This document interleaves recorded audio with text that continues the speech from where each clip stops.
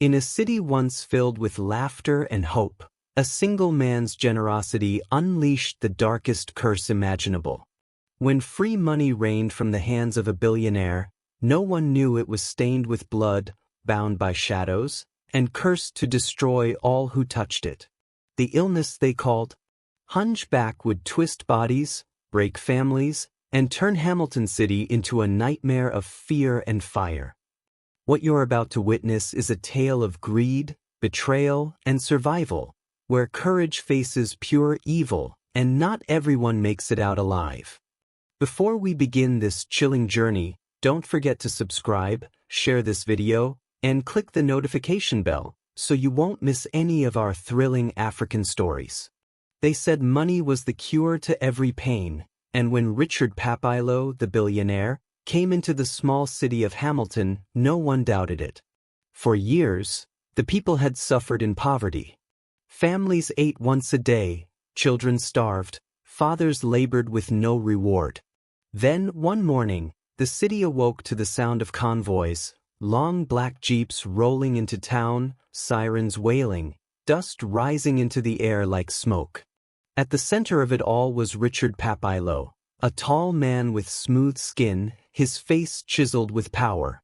He wore pure white, his fingers glittering with gold rings, and when he smiled, his teeth shone like polished marble. The people rushed into the streets, clapping, screaming, their voices trembling with hope. He climbed the balcony of the town hall and raised bundles of fresh cash into the air. "My people," he shouted, his voice booming like thunder, "today marks the beginning of your freedom. Today you will never know hunger again. Take this money and prosper." The crowd erupted with cries of joy. Mothers fell to their knees, fathers raised their hands to the sky, and children rolled on the ground, clutching notes that Papilo's men threw into the air. No one asked where the money came from. No one wondered why a man who never lived among them would suddenly care. All they saw was wealth, raining down like a miracle. They took the money, pressing it to their chests, running to the markets, dancing in the streets. For weeks, Hamilton thrived. Shops that had been closed for years opened again. Women bought bags of rice, meat, and oil. Men drank in the bars and shouted Papilo's name in songs. Children wore new shoes, their bellies full for the first time in years. The city glowed with life, laughter, and music. But it did not last. The first to notice was a boy named David. One morning, his mother found him hunched over, his back twisted into a strange lump. His skin was pale, his voice weak, his eyes cloudy. Doctors came but found no explanation. They called it an infection, but within days, more children were struck. Then the women. Then the men. The sickness spread like fire. They called it hunchback.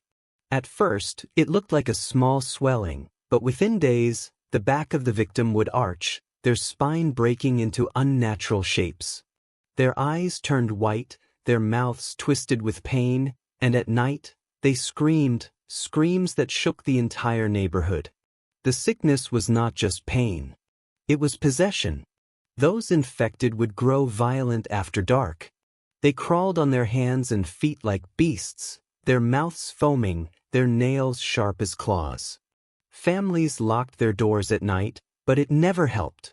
The infected clawed at the doors, broke the windows, dragged their loved ones into the streets, tearing at them with animal rage. The city fell into chaos. Blood stained the streets. Corpses were burned in piles. Fathers killed their own sons in fear, mothers abandoned their children to save themselves. Neighbors turned against neighbors, blaming one another, crying to the heavens for mercy. But the heavens were silent. Among the survivors was a young man named Michael. He was no leader, just the son of a widow, a boy who had grown up in hardship. But his heart burned with anger, and he refused to watch his people die. He began to search for answers. He followed the convoys that came in and out of Papilo's mansion. He bribed one of the guards and snuck inside late at night. What he saw froze the blood in his veins. Behind the mansion, there was a shrine. It was no ordinary shrine but a palace of horror, walls lined with human skulls, blood dripping from the ceiling, incense burning so thick it choked the air. At the center was a giant cauldron filled with bones and black liquid that hissed like fire.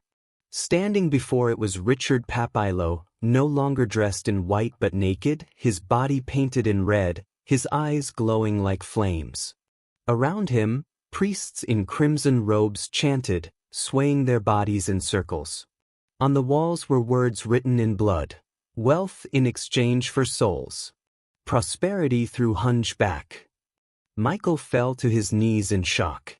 It was Papilo. The man who gave them money was no savior. He was a ritualist, a demonic man who traded wealth for human lives. Every note he gave carried a curse, a poison that spread through the blood of the innocent. And now the entire city was paying the price. Michael ran back to warn the others, but the sickness was spreading faster than ever.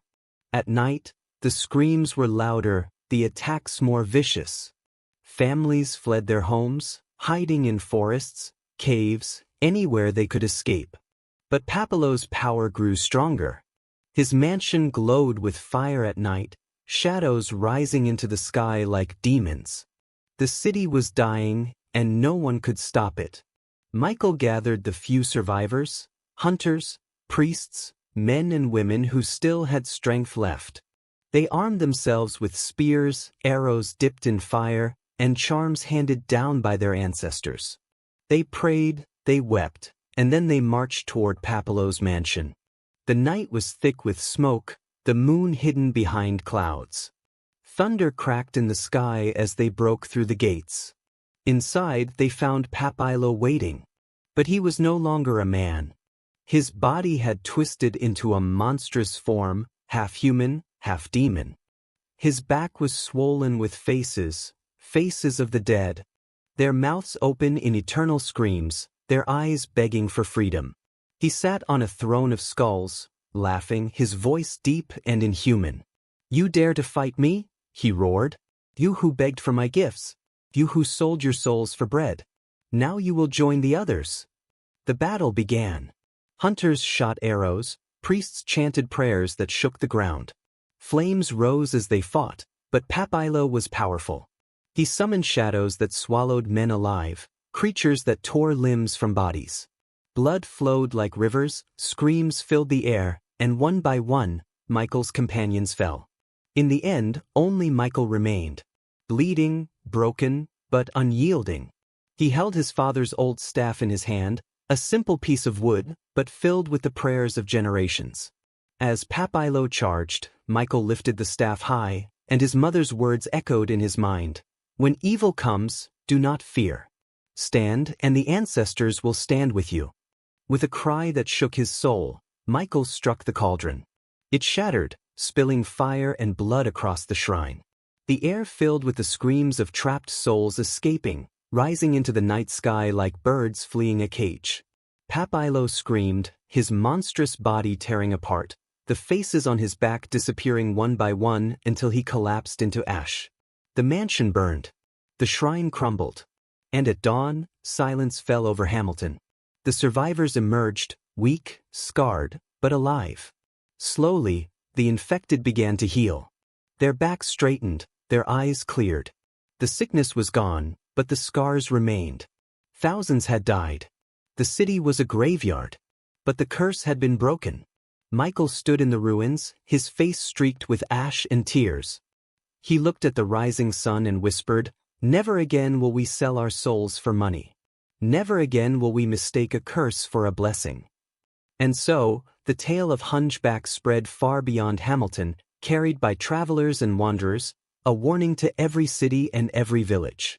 Not every gift is a blessing. Some gifts come from hell itself.